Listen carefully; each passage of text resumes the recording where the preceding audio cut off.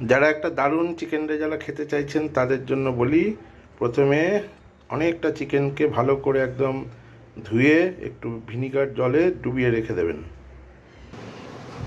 এবারে একটু টক দই আর একটু মিষ্টি দই, এই পরিমাণটা হবে ধরুন 1 কিলো যদি মাংস হয় তাহলে মোটামুটি 300 গ্রাম টক দই আর 50 গ্রাম মিষ্টি দই, এই রেশিওতে রাখবেন।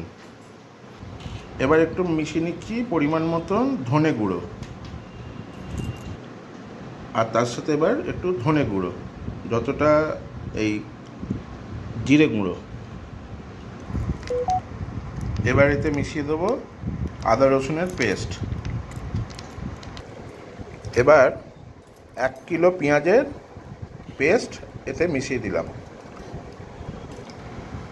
এতে মিশিয়ে দিলাম প্রায় 200 গ্রাম গোলমরিচ গুঁড়ো।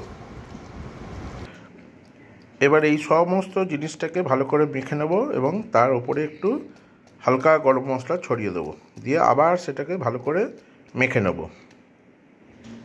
এবার এই সমস্ত মিশ্রণটাকে খুব ভালো করে মেখে নিতে হবে। এই ম্যারিনেট করা মাংসে এবার ওই দইটাকে আবার মিশিয়ে দেবো।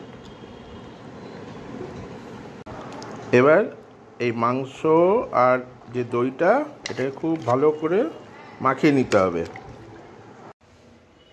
এবার গ্যাসে দিয়ে দিয়েছি 200 গ্রাম মতন ঘি, এবং তাতে এবার দিতে থাকবো গোটা গরম মশলা। প্রথমে দারচিনি, লবঙ্গ, জায়ফল, জয়িত্রী, এগুলো অল্প করে দিয়ে দেবো।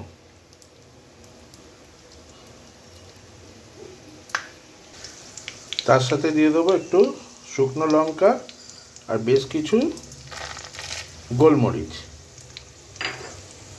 এই গোলমরিচটা গোটা গোলমরিচ, আর দিয়ে দেবো একটু গোটা তেজপাতা। একটু ভাজা ভাজা হলে এবার এতে মিশিয়ে দেবো কাজু কিশমিশ। এবারে এই ম্যারিনেট করে রাখা মাংসটাকে গ্যাসে বসিয়ে দিলাম। মাংসটা প্রায় 1 ঘন্টা ম্যারিনেট করে রেখেছি, এবং এই যে এবার এই যেটা আমি প্রথমে ফ্রাইটা করে নিয়েছিলাম ওটাকে এখানে মিশিয়ে দেবো।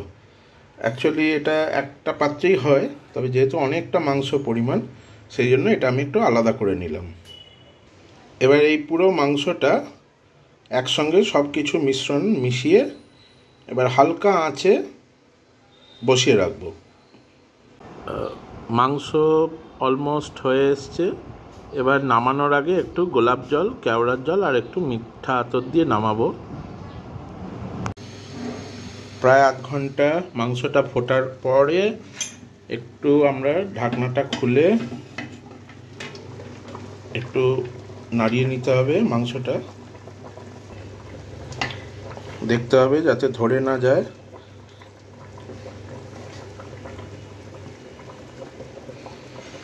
একটু নাড়া হয়ে গেলে আবার ঢাকনা দিয়ে রেখে দেওয়া হবে। একদম সুন্দর তৈরি আমাদের এই রেজালা। তাহলে আর দেরি কেন, এবার তাড়াতাড়ি লাচ্চা পরোটা বা রুমালি রুটির সাথে তাড়াতাড়ি খেয়ে নিন এই চিকেন রেজালা।